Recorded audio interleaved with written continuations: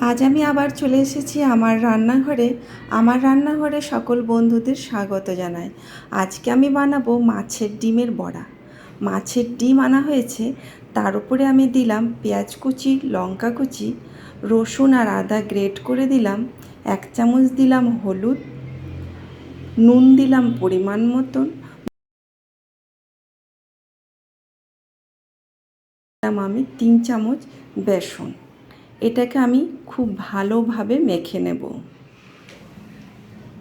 মাখা হয়ে গেছে আমার।